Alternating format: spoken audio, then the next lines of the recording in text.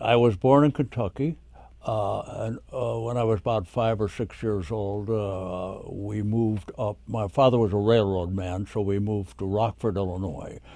Uh, and oddly enough, and this relates to, I think, a little bit to my writing, to becoming a writer.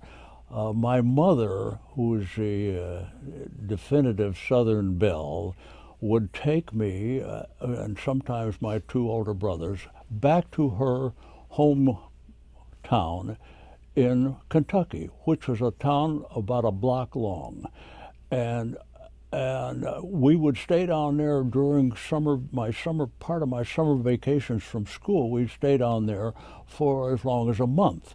During that month, I was turned loose, literally barefooted into the woods and have a good time, and with no friends. And for that month, I had to entertain myself. So I pretended everything. I was everything you can imagine. I was a railroad engineer. I was a flyer. I was just anything, a steamboat captain, you name it.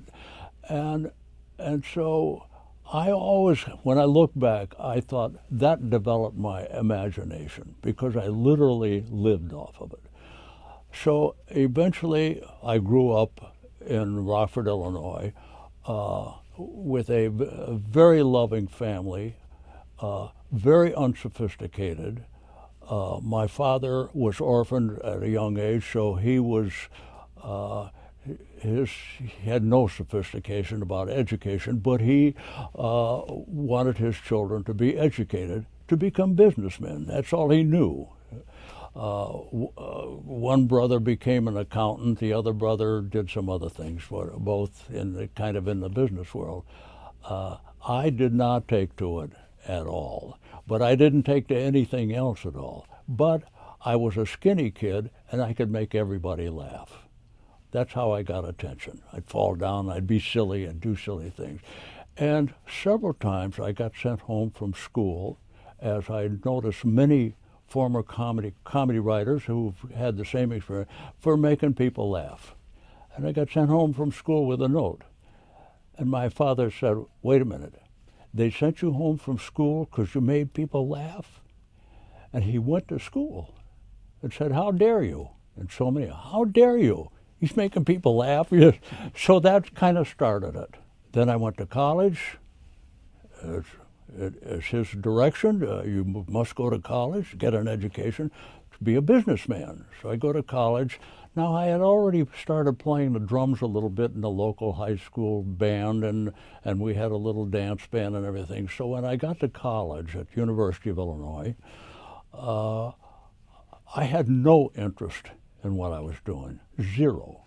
Studying economics. Why? Why am I doing this,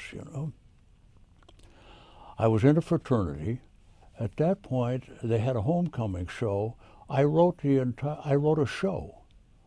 It was very much laughing. I wrote sketches, music, lyrics, the whole thing. It won a prize. And I also played in a local little dance band. That was my college career. It lasted about a year and a half, and I was out of there. Unfortunately, World War II came along. Hitler was the best thing that ever happened to me. World War II came along. I joined the Marines. I said I wanted to be a pilot. And after I was in the Marines for a short period of time, I was assigned to pilot training. Now I had a purpose in life. Do this, do this, do this, do this, and you'll get this. So I did it, and I got that, and it changed my life forever. So when the war ended, I never saw any combat, so I got out that way. When the war ended, I knew that I could do anything I wanted to do, anything. And so I said, I'll never be happy unless I find out if I could make it as a jazz musician, which was my real love. Never thinking about writing. That didn't enter the equation at all. So only two places you could go to be a professional musician was either New York or Los Angeles. I picked Los Angeles. put my drums in the car, and away I went. In the meantime, the last thing my mother said to me before I left, this is this little Southern belle. Why are you going to California? I said, Mom, I'm going to be a jazz musician. And she said, what are we going to tell people you do? So at that moment, I realized that all mothers are Jewish mothers. And so I came to California and immediately started working as a musician. Started getting paid. I could keep time pretty well, and I knew a little bit about it, but I could fake my way through it. So I worked. I started to move up the chain a little bit, do better and doing better. And after about 6 or 8 months of doing that, I decided I better learn how to play the drums. So I had the GI Bill waiting for me, so I went to a music school here in Hollywood and learned how to play, learned how to do this, learned how to write music, learned how to compose, do the whole thing, went through the whole thing. It kind of set a pattern for my future, because people say, you went from playing the drums to becoming a writer, and you had never written before. Well, I played the drums, and I never learned how to play the drums till after I was a professional. I went on to writing screenplays for Jerry Lewis. I'd never written before, but I wrote, then I learned how. And it almost dated back to, I reminded recently of my flight training. The first thing they did in flight training was put you in a little airplane and fly around for about 6 hours, and then the instructor got out and you soloed. So, and then if you passed that, then you went on to a year of rigorous training and learning. So I flew and then learned to fly. I played the drums and then learned to play. I wrote and then learned to write. Early on, I did a show for Maury Amsterdam and Rosemarie, and Tony Romano, I think, was on it too, at KTLA, local show, 11:30 at night. It lasted about 13 weeks, and they had a little band on there, and I was the drummer in that little band. Nice job, 5 nights a week, good. And I got friendly with Maury, and I'd say funny things to him and maybe give him a joke, and Rosemarie the same way. They were both sensational people. And pretty soon Maury would call me down. Come down here for a second. Tell us about what happened to your dog the other day, or something like that. And so pretty soon I started to write little things. I'd come down and I had written some stuff for him.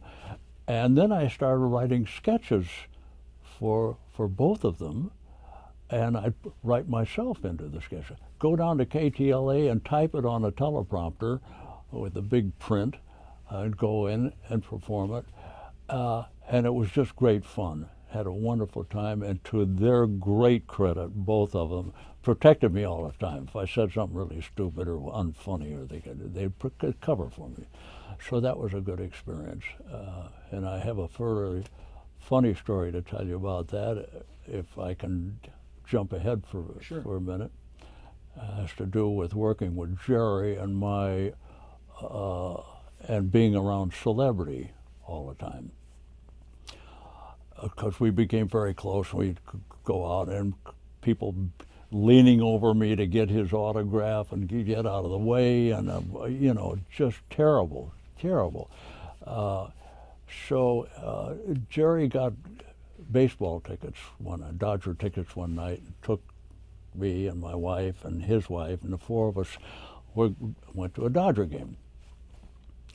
And a guy comes down the aisle selling peanuts. And he had about 4 teeth missing here, one of these kind of guys. Oh, yeah, peanuts here. And he walks over and he looks at me and he leans over Jerry, kind of bumping him out of the way, and he says, Bill Richmond, Maury Amsterdam show, right? It's one of the few people I ever saw in my life who actually saw that show, and it was this guy. So that was my moment of glory with him, anyway. Could you tell us a little bit about how you made that choice between whether you were going to do writing, which you were good at, or you were going to be a musician, which you were good at? I think, in the end, it's important in the end of my working career, I look back on it and said, my passion was jazz, playing music, playing big band music. That was my specialty. That was my passion. I would have done it for nothing. Also, in comparing the two, which is kind of interesting, in music, the hours are terrible, the pay is terrible, no respect coming through the kitchen, but the 5 hours you're playing it is to die for. It's just exciting. I mean, it's just to die for. And people are dancing, people are applauding, and people are having a good time all there in front of you, okay? As a writer, the hours, whatever you want. Respect, writer. Patches on the sleeves, and I look at it, well, he's a writer, you know. The money is terrific. It's like stealing, as you and I know. But the hours that you actually do it, at least in my case, weren't the most exciting times in my life.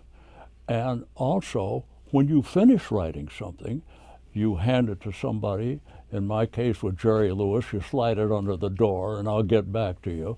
And there's the reward is not there if it's a television show, or maybe you go down when it's recorded and you hear people laugh at your stuff and that sort of thing. As a movie, like 2 or 3 years later, you go to a theater and people start laughing, and you know, so that's the difference between the two. So when I made my decision that I wouldn't be happy till I found out, that was the key phrase, till I could make it as a musician, because that was really my passion. I would do it for nothing, and I did do it for nothing. So that's really what it was all about. So writing came on gradually in my music career. After I started like doing television shows, playing drums on the Bob Hope show or things like that, my eye started to go out there. Oh, look at that fun! Look what he's doing, and oh, that's funny. And then I kind of met writers around the table and said hello, and that's about it. They're the writers. That's a big deal, you know. And so the transition came about rather smoothly, as a matter of fact, because I became a writer at a point in my life where I was at the top of my game as a musician. Shortly after I came out here, I got a job with a big band, Horace Heidt band, and they had a radio show that went with it. So it paid quite a bit of money, like $175 a week, which I also had to pay for my hotel out of that. So, but it sounded like a lot of money. Anyway, I did that and immediately went on the road for 6 or 8 months doing that. And I did that for about 3 years with him. And that's like goes on your resume. That was important at that point in any musician's life. Start to say I played with this big band and it was a radio show and that sort of thing. So out of that, the next thing I got a call from Peggy Lee, who everything was word of mouth because you had no agent or anything. So she was looking for a drummer to go to Vegas with her, and somebody gave her my name, so I did that. And so I went to Vegas. Now that goes on my resume. Now that's pretty big time. She was hot, and not only that, she came back and did the Jazz Singer at Warner Brothers, and said, "I want my drummer to record what I do on the Jazz Singer," which was Lover and some of those other hit songs she had. So now I get a call in to go to Warner Brothers one day with like a 40-piece orchestra, and I'm sitting there like I've never been here before, and doing that. So now, and they were considering me to hire me on staff there, which would have been the job of my life, and I didn't get it, but I said I was in the ballpark, and so that started to build up. And then Harry James called me to join his band, and he'd heard about me with Peggy Lee, and then Les Brown hired me because he checked with Harry James, and so it starts to grow. And in the meantime, I started recording with different people, and Sammy Davis and things like that around town, and eventually ended up, I did the Frank Sinatra show, and then I traveled with him, and we ended up one tour at the Sands, and Jerry Lewis came in and saw me and offered me a job playing the drums. Had you started to appear at times in front of the band and doing jokes, or had you been writing anything during that period up to the time that Jerry Lewis came and hired you? Very interesting experience.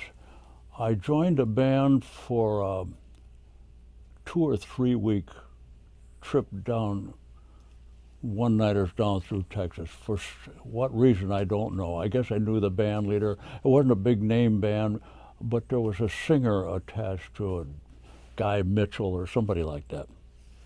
Anyway, I joined the band. Now, every band I ever worked on, big band, has a drum solo number, and they're always crowd pleasers. You know, they bang and they go crazy, and they're always guaranteed applause and everything. So they had one in their books called Richmond Takes Grant. Okay, so I did this thing, and I was a funny guy. So one night he called me down to introduce the number. So I come down to the microphone, and I said, I'm going to play a song that I wrote myself by Irving Berlin. And got laugh. And I started, people, wow, what is this? And now I did about 5 minutes of that, and then went up and played the drums, and people cheered, and it's a whole package. So the next night I did it again, few more jokes, all old jokes, nothing original. I came down, I'm going to play a little song entitled "Let's Take the Dice Away from the Baby Before He Craps on the Floor." Big laugh, go back and play a drum solo. So I don't think I ever had one original joke in that whole run, but I got up to about 15 minutes, okay? And I thought, something, I think I can do this. This is pretty good. New Year's Eve, we're playing in a gymnasium someplace at some school with no band riser or anything. The band's on the same level as the people. And he calls me down, it's about 10 minutes to midnight, and he calls me down, and I started doing these jokes, and all of a sudden the bells and whistles went off, and everybody started screaming and yelling, and "Get off, you're not funny," and "Happy New Year," and my wives kissing me, and the whole thing. And at that point I say, I'm not going to be a stand-up comedian. This I can't take. This is too much rejection for me. So that kind of ended that career. But I knew I could do that. I knew I could do it. So take us back now. You were playing with Frank Sinatra in Vegas, and so then what happened? Well, I was playing with him in Vegas, and that was the best. That was the best I'd ever got. The music was unbelievably fantastic. Nelson Riddle's arrangements, great musicians, the works. That was the best. So I just absolutely loved it. I think I was about 36 years old. Rock and roll was on the horizon. I didn't like it, and I knew nobody's ever going to ask me to play it.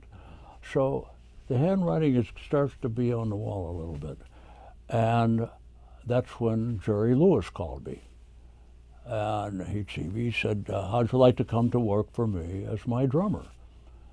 And part of me, in conversations with my then wife, conversations were, she was the one who said, maybe you'll find out how funny you are. And I said, nah, But the money was good and guaranteed, and I could do whatever I wanted. So that started that string. We hit it off immediately. And I'm still his drummer. I played his act and some recordings and on soundtracks for movies. It's interesting. The first movie I wrote, I was still playing the drums a little bit. So they hired me to play on the soundtrack. So on the soundtrack, when we recorded it, the credit comes up, written by Jerry Lewis and Bill Richmond, and we played it, and the whole orchestra applauded, right, which is very nice. The bass player leaned over to me and he said, "Aren't you glad you learned to type?" That was musicians to me. Perfect musicians to me. Like, that's all it takes to be a writer, but you know how to type. You were playing drums for Jerry Lewis, and at some point he said, "You want to write a movie with me?" So how did that happen?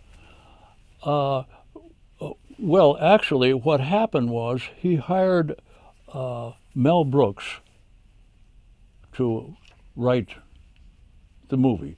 He hired me to write the movie with Mel Brooks, put us in a room together. And so we became great friends, and stories about him. But anyway, put us in a room. After about 2 weeks of we were writing and trying to get things to Jerry, and later Mel was not about to deal with that. His ego was as big as Jerry's, and he was just not going to do it. And he just told him to jam it and left. So that left me. And so I just started writing. And I went through the vaults at Paramount and pulled out scripts, and it just didn't seem that hard, because it's you didn't have to use any flowery writing, or you didn't even have to know how to spell, which I wasn't very good at. But anyway, I mean, it's interior kitchen, Jerry, blah, blah, blah, blah, blah, and dissolve and fade out. And so that was kind of easy to figure out. And I very quickly realized that all you're doing is putting words and actions in people's mouths. So that's all you do. So. What could be easier? Yeah. I wrote 8 movies for him. Okay. You're onto an interesting subject. We started out in the room together, as we all have, teams, one paces and one types. One's the funny one, one's the story guy, all that goes on. So we started out more or less like that, but he just couldn't do it for more than an hour at a time. He would get bored, he could, and put this down and put this down, and I don't know, maybe what I did. And pretty soon he said, why don't you go ahead and finish this, and I'll work on it also together. And so that became a pattern of I'd go off and write some stuff and give it to him, and he'd say, this is fine. He'd cross out things and fix things, and that became kind of the pattern. So it was very difficult.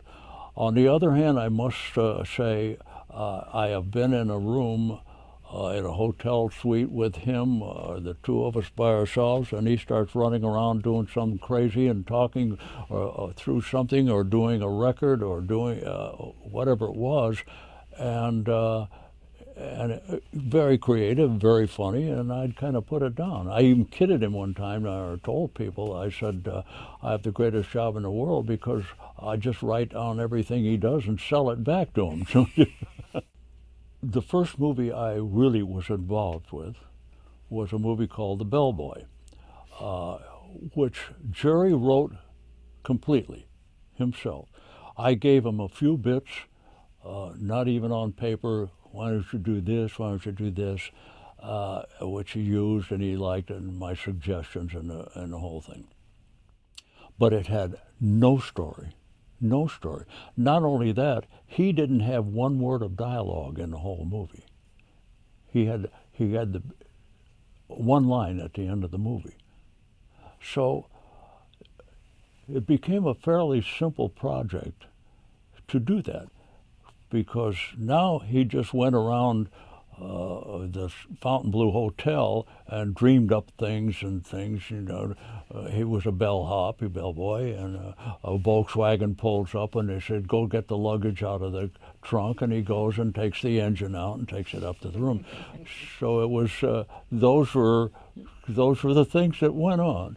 And also we were both big Laurel and Hardy fans, and I actually did an impersonation of Stan Laurel, and I did it in the movie, several scenes in the movie. So that got some attention right there, but there was no story. So now when we went on and he asked me to do Ladies' Man, he'd already had that in his mind, what he wanted to do. That was about a guy who worked in a house full of girls, beautiful girls, similar to the Studio Club here in Hollywood, and he was a handyman there. No story, zero. It just went on, and he got involved with this girl and that girl, and George Raft. We had some stars come in and things like that, and that had no story.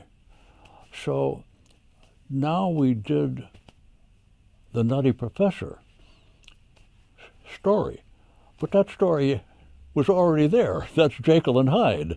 As a matter of fact, when they put through the credits after we finished the movie, he wanted to put original story by Jerry Lewis, and I stopped him. I said, there happens to be a guy named Robert Louis Stevenson. Remember Treasure Island and Jekyll and Hyde? Oh, so he took that off. But it was just Jekyll and Hyde is all it was.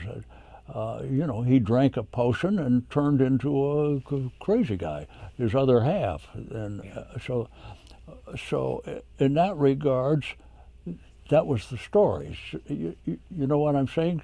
So from then on, I started to try and write stories. I was very story-oriented, and I consider part of my success as a writer as being a good storyteller. As a matter of fact, as far back as I can remember, we told jokes.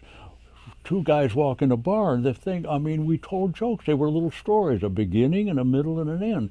So I was very story conscious and consider myself a good storyteller. So when I had my chance to start putting scripts in front of them that were my idea, and of course they were always our idea, then I came up with stories. And each one of mine had a story, and a premise, and a beginning, middle, and an end. I wrote a script for All in the Family based on an experience that my wife and I had of making out a will, and I think we've all been through it, that what happens if you're both killed in a plane crash, what happens to your children? And I asked for suggestions at the time from a lawyer, like what do people do? And they say, well, sometimes they name a brother. I thought of my brother, the most wonderful guy on the planet, never had any children because he didn't want to have children. Okay, so he's out. Then they talk about a best friend you had, and I said I did have a really wonderful friend, and as I thought about him, I realized he smoked at least 9 joints a day, and also had been divorced 3 times or something like that, and I said, well, he's out. So then I came up with the idea of what if the will states that the child will go live for a length of time with each of the father's brothers, and if she likes one of them, pick him out, and he'll be the father, and he will also get the fortune and the whole thing. So that's what I did. So Jerry played all 5 of those brothers, and so she went from brother to brother, and in the end she picked one. So it had a story to it. And it came out of real life. Yes, yeah, absolutely. And I also, when I went to All in the Family, Mort Lockman, he said, "Have you got anything?" And I said, "Well, I'll try and come up with something." I had the usual pocket full, about 5 ideas, but I had this idea, and I thought, Meathead and what's her name, Gloria, are going to make a will, and their baby will go to who? And she says, "Well, my father, of course." Bingo! I said, "I've got a story." So I went to Mort and I told him that, and he said, "Wow, I really like that. Yeah, that's really good." He says, "What else you got?" And I went, "That's all I brought." He says, "You brought one story?" I said, "I knew you had to like it." So, they bought it and I did it. Little things that happen trigger things, you know. I wrote a movie for Jerry based on the simple premise that nobody ever listens. And I wrote a whole movie about that. And it was a guy in trouble. He'd witnessed a gang shooting with a dead guy on the beach and a whole thing. And he's trying to tell everybody about it. And nobody will listen to him, and they're distracted or for whatever. And it turns out that he looks exactly like the guy who was killed, was murdered, and so it gets complicated from there on, but he can never tell anybody. You know, the first thing happens, he's running away from the thing, and he gets in his car, and 2 cops pull him over. And he says, "You know, thank goodness you're here. I got to tell you what happened." And he said, "Well, just a minute, your taillight's out or whatever, you're speeding, whatever." And another squad car comes up. And Jerry said, "I can explain that, but let me tell you what." And the other cop says to this cop, "What's going on here?" He says, a 311. He said, "Driving without a license?" He says, "No, it's a burned out taillight." "No, a 311 is driving out without." And they get in a big fight over these, and he's still going on and on. Finally, he just drives off and leaves the 2 cops there arguing with each other. So there's a bunch of scenes like that. But now the story progresses.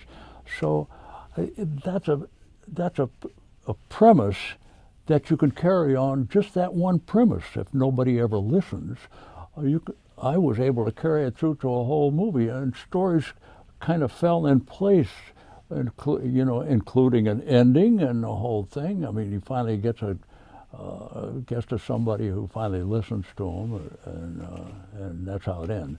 It's all about what if, well, a guy never listens. Okay, well, what if he goes in a phone booth and he's going to call the police to tell him, and the nickel drops out of his hand, or the quarter, whatever it is, and rolls out of the phone booth, and he can't get the door open, whatever. So those are just situations. And if you're writing it for Jerry Lewis, for instance, there's a guy you put him, lock him in a phone booth, or have him arguing with 2 cops, or trying to get, he's going to make it funny. That's important. I had my favorites, favorite directors, favorite kinds of movies. Blake Edwards movies are strongly influenced by the way he cut and put things together, and people's point of view, and all that. I saw it from that. I think I just observed more than anything.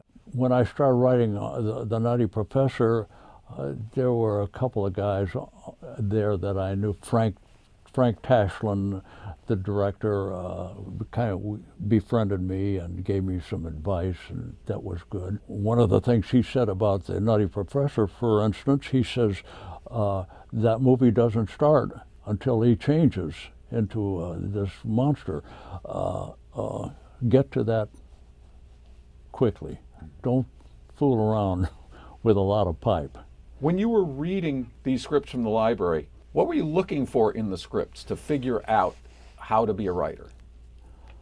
I think more than anything, I was looking at the form, to tell you the truth. I really do. I think I just instinctively thought I could write and tell a story. I really did. I was very confident as a storyteller, and always have been. So I think some of that, I hate to say it, but some of that is instinctive.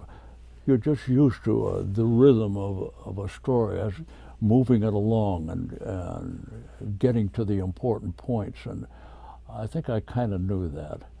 Were you a fan of movies when you were growing up? Were you a fan of TV shows, radio shows? I was a fan. Oh yeah, absolutely. I was a big Laurel and Hardy fan. Okay, they made me laugh out loud. I realized later on, I used to say that the comedy world from there was those who loved Laurel and Hardy and those who loved the Marx Brothers. And I worked with Dick Cavett, for instance, and he was a big Marx Brothers fan, and he liked him because he could quote Groucho's jokes and quotes verbatim, and they were terribly funny. I would see Oliver Hardy pick Stan Laurel up because he thought he'd lost his legs in the war, and I just fall apart and laugh out loud, and so those were my visual was my strongest influence, really was. Even Blake Edwards and Peter Sellers just killed me, and that's mostly visual, and I certainly appreciated great dialogue, great funny dialogue, and great verbal jokes, and stand-up comedians made me laugh, still do, with their jokes and the whole thing.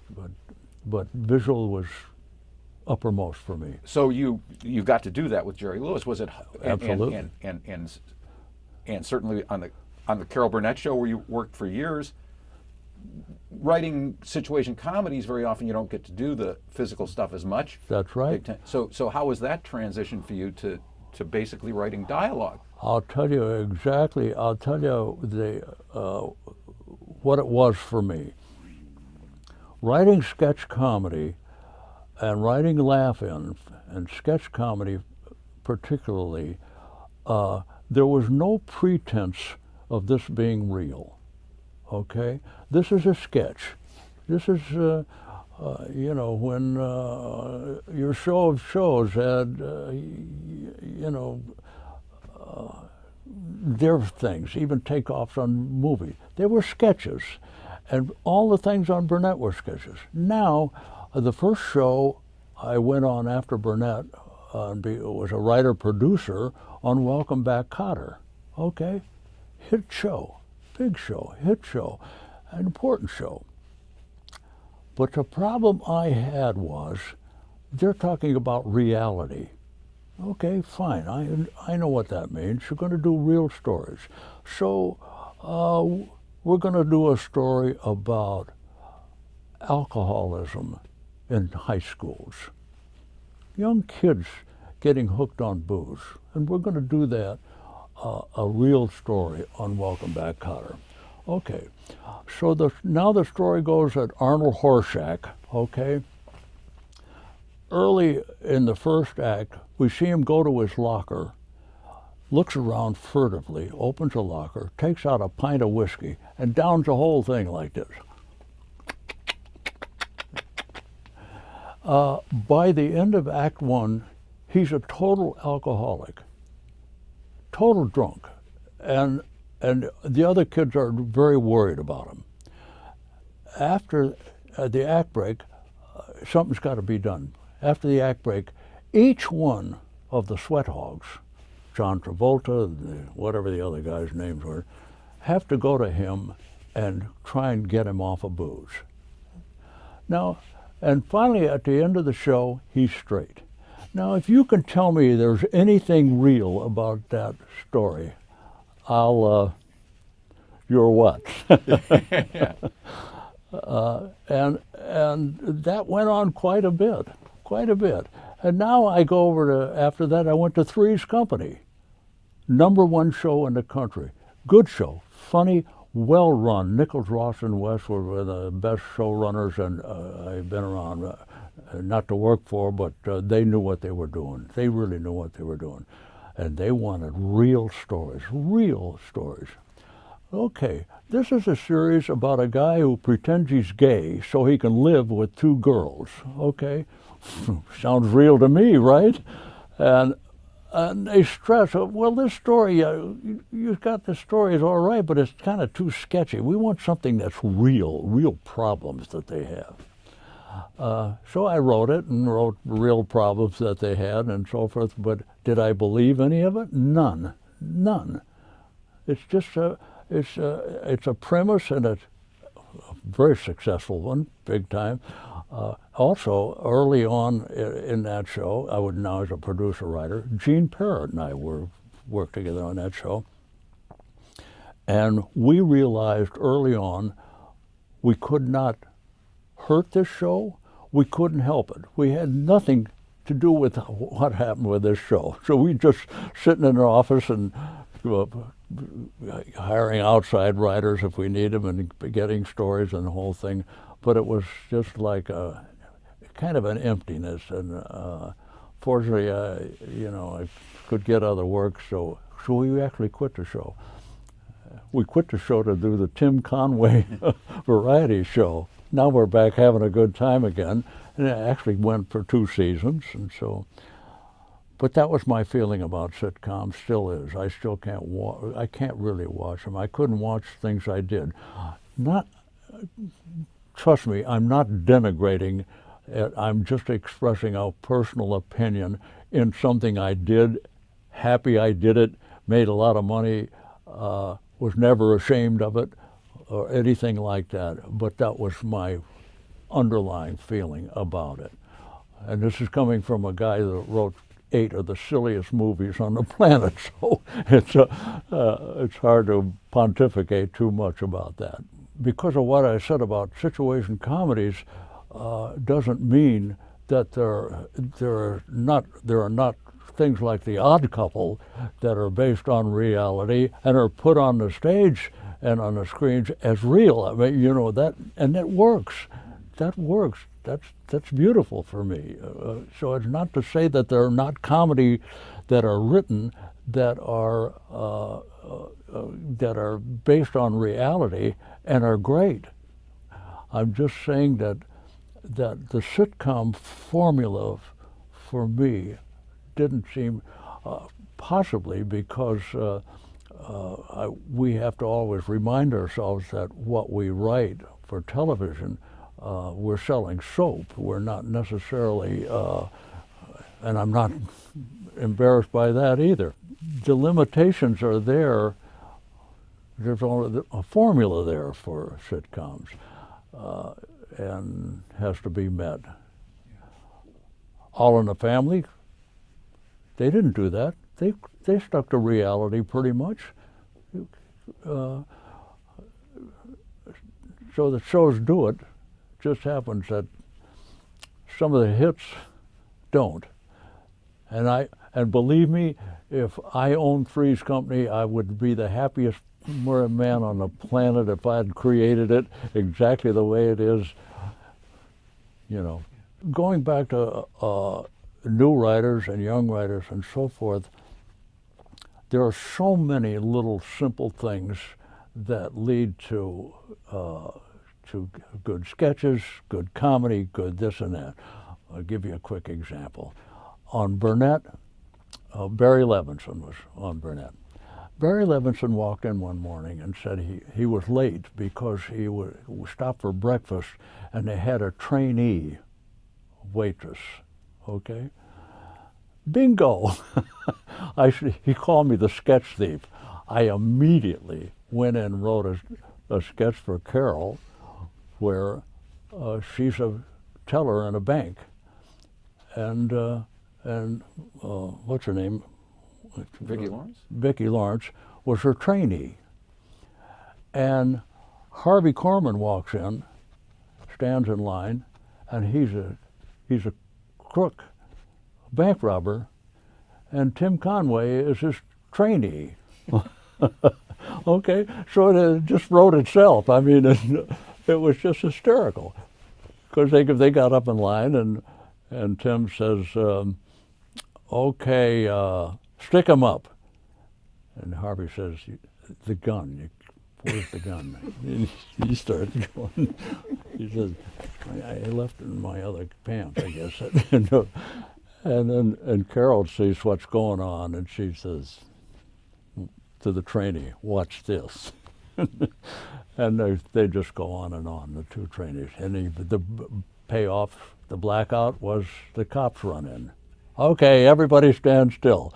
It says, "No." The cops are trainee, okay? Now there's a little more drama to the situation because it's a bank robbery. As crazy as it is, it's a bank robbery. But there's the two opposing things now. There's Carol, the star of the show, is the teller with a trainee, and Harvey's the big shot mobster with a trainee. So now you got the four stars of the show going at each other. So that was important, and serviced them all. When you write for Jerry Lewis, perfect example, you have to put him in a position to do what he can do, to do what he does. That's what you have to do.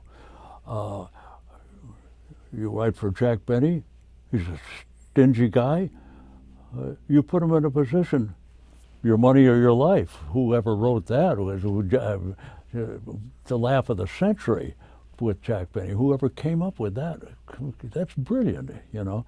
So the same with Jerry, Jack Benny, and the list goes on. You put them. Alan Katz and I used to write Rowan Martin's monologues. We would put things in there that we knew that Dick Martin translated everything into sex some way. That's what. So we would say she had a cute little schnauzer, you know. And you didn't have to do anything. Dick Martin would just stand there and smile, you know. I'll bet, you know, or something like that. And so that's what you must be thinking of that all the time, including you must think of their entrance all the time, always. The first time you see them in a sketch, the first time they entered the room, the first time in a movie they come on, that moment has to be huge with stars like that. Present them, here they come. And then obviously you have to take care of them for the rest of the time. But very important to write for that person, especially comedy people, comedy actors, and obviously comedians. You had a close relationship with Jerry Lewis, who has a reputation as being difficult at times. So how did you manage to do that? For a reason, I found out much late in our time together, he never said an unkind thing to me. Never. And I made some mistakes. I made some big mistakes in writing, you know, put somebody in a scene that had died 2 days ago, you know, no oops, what is that? And he would cover me. Oh, my fault. Oh, we'll fix it. He was, to his great credit, he was great good at it. Later on, much later on, I said to him one time, I said, "It's very unusual to have been with you all those years, and you're not easy, you know. You're not easy to get along with." I said, "You never said an unkind word." He said, "I was afraid of you." And I said, afraid of me? What am I going to do? Punch you in the mouth? Or what? Why are you? He said, "When I first interviewed you you said, and he quoted me. He said, I'm going to take the job. I just want to tell you one thing. Don't ever tell me how to play the drums, because I can do that better than anybody you've ever met in your life, okay? I don't even know why I said that. It's not like me to say that, but I just, whatever. He was afraid of me forever for having said that. You believe it? I find it very strange. But anyway, he never did. Never, not once, ever. So it was an easy working relationship. Very easy, very easy. Were there certain relationships that weren't easy in terms of writing for actors or working with directors? Or I never had anybody really put me down anything like that. I don't know why. Sometimes I think you give off vibes that you're not going to stand for that or something, although none of us do. You haven't had people screaming at you, or I don't think. A very successful writer said that writing, I think he was talking about all writing, but he was a TV writer mostly, was the rejection business. And he was a huge success. Do you agree with that? Yes, absolutely. I heard a very good explanation about that, talking to actors. And incidentally, I started out, I was one of those guys, just say the lines, okay? Don't my motivation or anything. I did a 180 on that. I think it was at a point when I realized, doing sitcoms especially, that you write something and fix something and take it down to the stage and hand it to an actor, and he does it immediately with feeling and say, wow. Pretty soon I got very impressed. And so I had conversations with actors about rejection and how do they do it. I'm sorry, but thanks, and don't call, we'll call you, that kind of thing. And I came to the conclusion that when you hand your writing to somebody and they read it and say, I'm sorry, this is not exactly what we had in mind, however they say it. A writer can say, well, they didn't reject me. They rejected this piece of paper that I gave them, that I wrote. It's not really me they're talking about. They say they don't like this particular paper.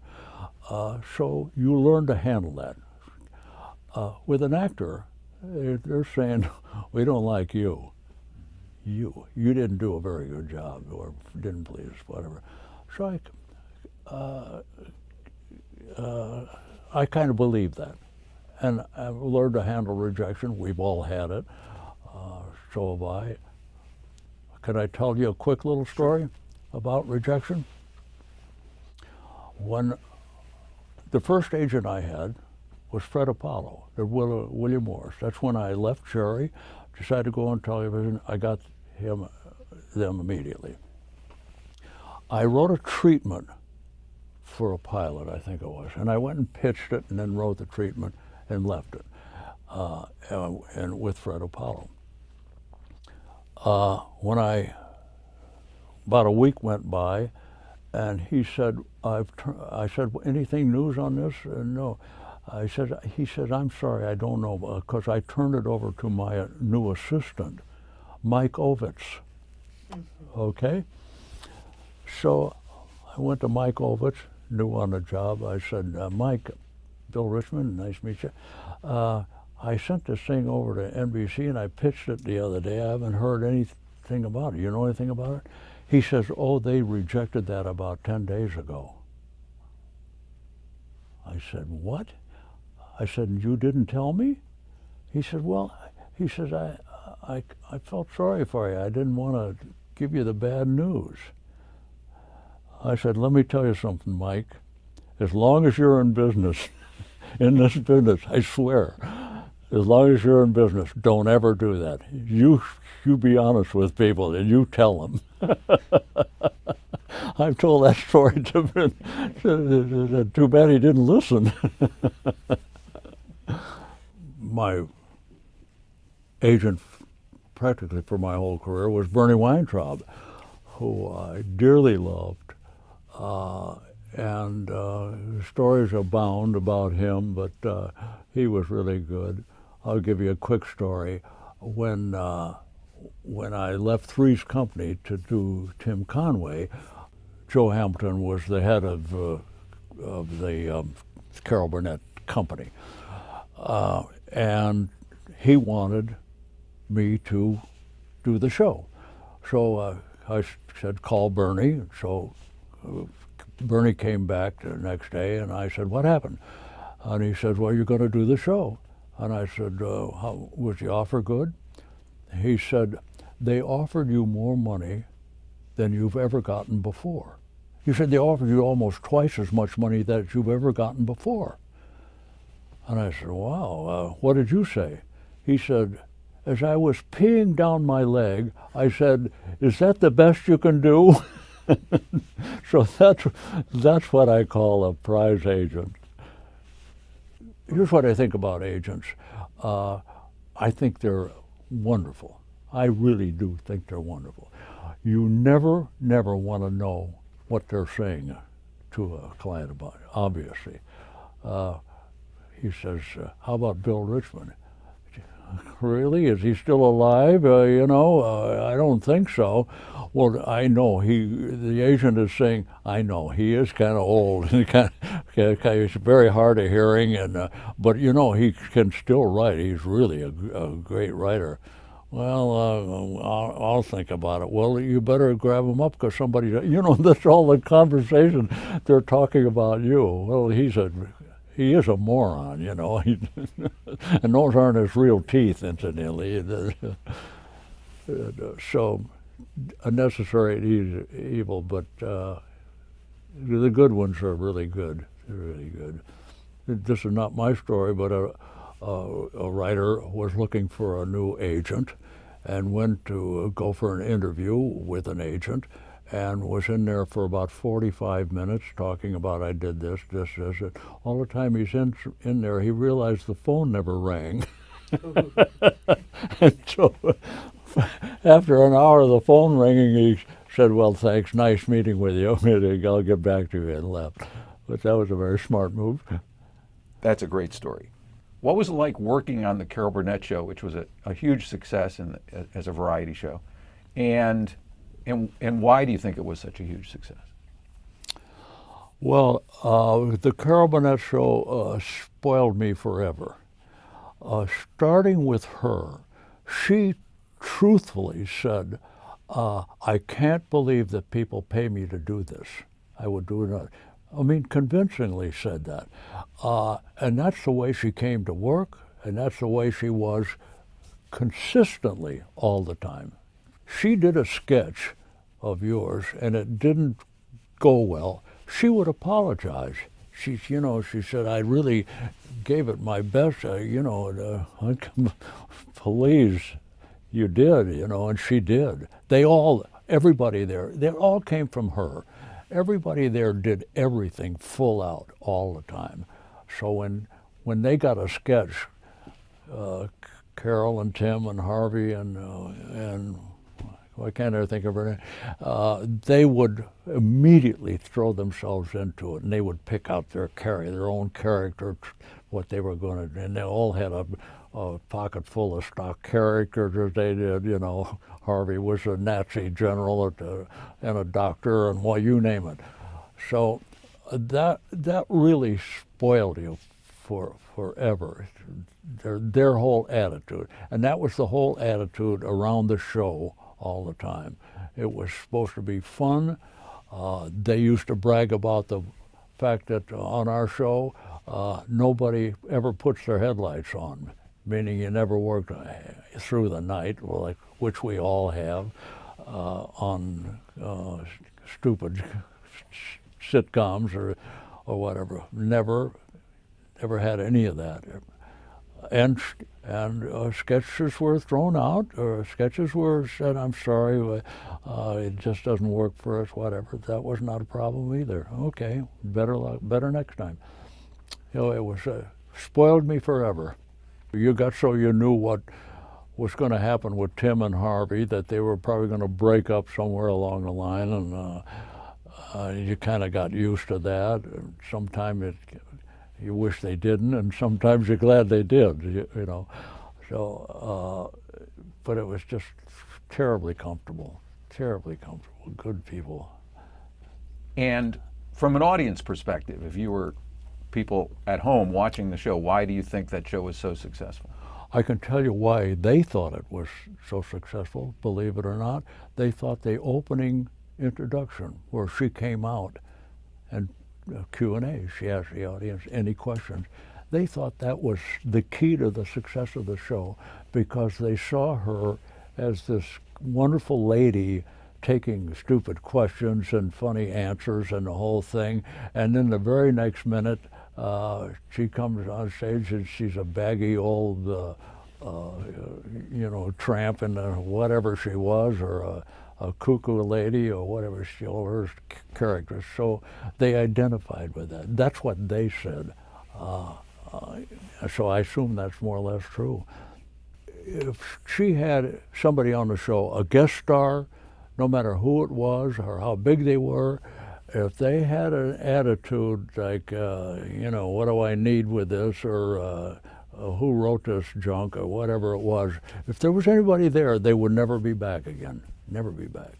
And she would let them know in no uncertain words. We don't do that on this show. So that likability, quality, that decency came across, you think? Yeah, yeah. And you could really tell it. I mean, you could tell people, the way she treated stars on the show, you could tell that she liked them, and they liked her, so we like them too, you know, like having them in the living room. How do you think the world of the situation comedy has evolved over the years? Well, the first show I ever wrote was I Dream of Jeannie. There was, you know, All in the Family was a clear adventure. I just don't think sitcoms have changed that much over the years.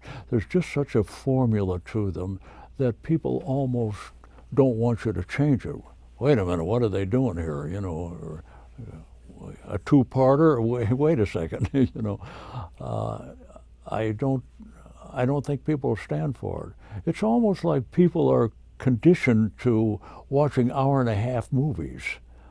The time clock goes off, and after 2 hours and 20 minutes, they say something wrong here. You know, something mixed up. And I think sitcoms were probably that way. Wait a minute, they started. The sitcom's been going on now for 10 minutes, and they haven't put any jokes in yet. What's going on here? What is this?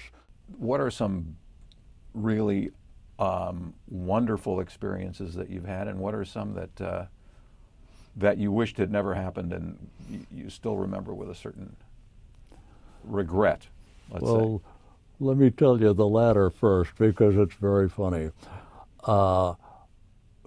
Carol got Jack Benny as a guest star, maybe the opening show or something. But that was huge for them, huge. We got back Jack Benny, and they called me in to write a sketch for him, and his opening and the whole thing, which I did. And now they said, we sent it over to Jack, and he just called, and he's crazy about it. He says it's just one of the funniest things he's ever read, and he'd like to have you come over to his office and meet with him. He's got a couple little suggestions. I said, "Cry, Jack Benny." I mean, I'm a Jack Benny fan from radio. Okay, so I put on a tie and the whole thing, go over to his office with Irving Fine and his manager, and he are there. "Bill, nice to meet you. Jack, it's just such an honor to meet you, blah, blah, blah." He said, "I love this guy. I love your sketch." He says, there's one little thing. He says, "You have me coming down the hall and saying to hold some people there, and then I walk on the stage." He says, you know, I feel like I've kind of seen that before. It's not, don't you think so, Irving?" He said, "Yeah." He says, "Maybe if I maybe if he started in my dressing room and I'm getting ready for, no, I don't like that. He says, he kept going on like this. And he kept getting to say, why am I, why do I sit here while they're talking when I should be over here? And why am I doing that? Irving, why am I doing this show at all? Why am I doing this? It's going to take all day, and I've got to do this silly stuff that I don't even, you know I don't like to do that, Irving. Bill, I'll get back to you on this. I go back to the office, go in at Joe Hamilton, and he says, what happened? He just pulled out. He canceled on us. Well, I'm just shattered. This is the end of my career. It's over. I just blew the. Don't you know that Carol and Joe both came back, called me back in, and said, he's a total moron anyway. We don't like him, and we don't like talking like this. He didn't want to do this show in the first place, and he had no business telling us he wanted to, and it's not your fault, believe me. They just completely exonerated me from the whole thing, which is, I'll never know what really happened, but whatever it was, they really protected me. They just said, forget it, which I did happily. Don Rio created a show called Wizards and Warriors over at Warner Brothers. You were working in the glass building at the time. Anyway, he created Wizards and Warriors. It was kind of a takeoff on Dungeons and Dragons, and it was just a wonderful, wonderful experience because he created a show that took place 5 million years in the future. Okay, and I asked him how come 5 million years? He says, so the network could never come to me and say, they wouldn't talk like that, you know. So on that show, we invented everything. We invented games they played, dialogue, everything. I just had a wonderful time. And I met my future wife on that show. Saria Kraft. What could be better? Yes. Yeah. Do you want to tell the story, which I always remember fondly, before we start to wrap up, about the Jerry Lewis restaurant? I mean, you do tell a wonderful beginning, middle, and end Yes. to that story. Well, you know, Dean Martin had a restaurant up on the Sunset Strip, Dino's, I guess it was called, very successful. And that restaurant was created by a guy named Samuels, Marty Samuels or something like that. That was his business, restaurants. And he realized he'd get a celebrity and put his name out there, and if he will come in a couple of times a week so they can say he's sitting, Dean Martin sitting over at the bar in his own restaurant, you make a fortune, you don't have to do anything, Dean. We'll just take care of the whole thing. Great, so he did it. So now he goes to Jerry one day, and he says the same spiel. Jerry, we want to open Jerry's on the Strip. We've got a place and everything. He says, terrific. He said, we take care of everything. So all you have to do is show him.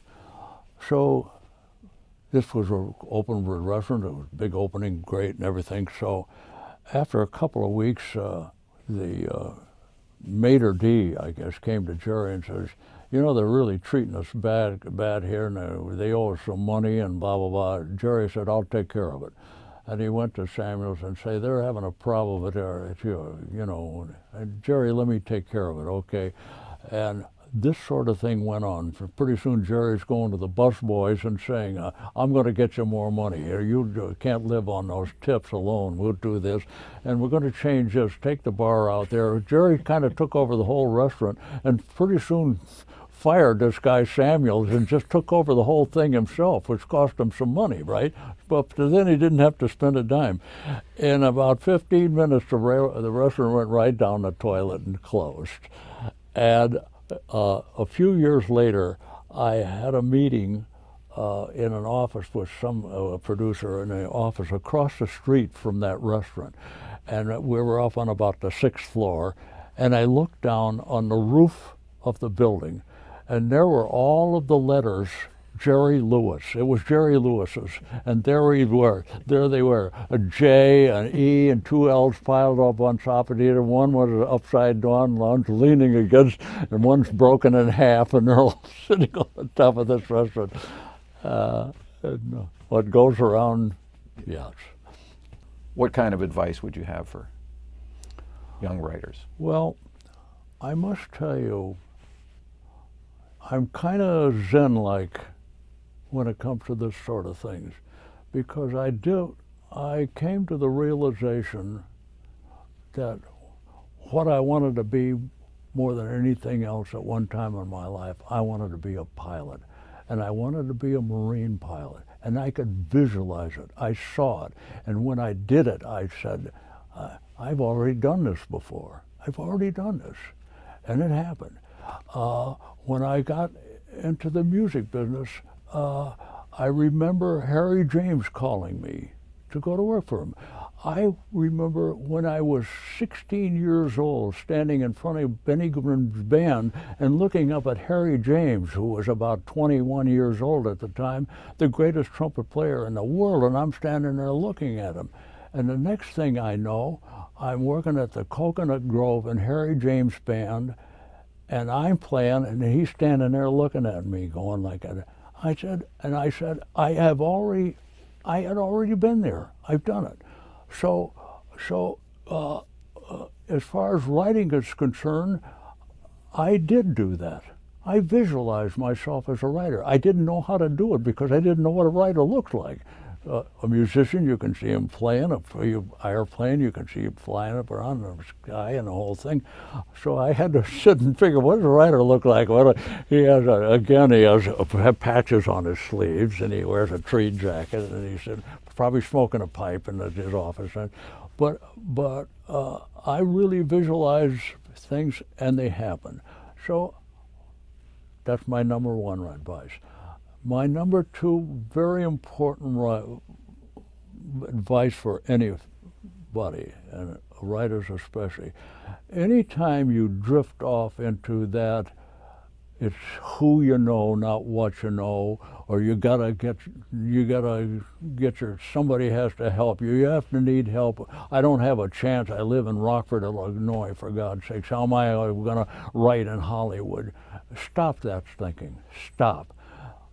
All you got to do is say to yourself, I'm going to be the best writer in the world. If you're the best writer in the world, you are going to work. They will find you. If you are in an igloo in the North Pole, they'll find you, okay? So what that means, if that's your goal, if you're the 10th best, they'll find you. If you're the 100th best, they'll find you. If you're the 1,000th best, they'll find you. So what's simpler than that? What's simpler than that? Just do that. Just pursue that. And it will happen. And just believe it will happen, and it will happen.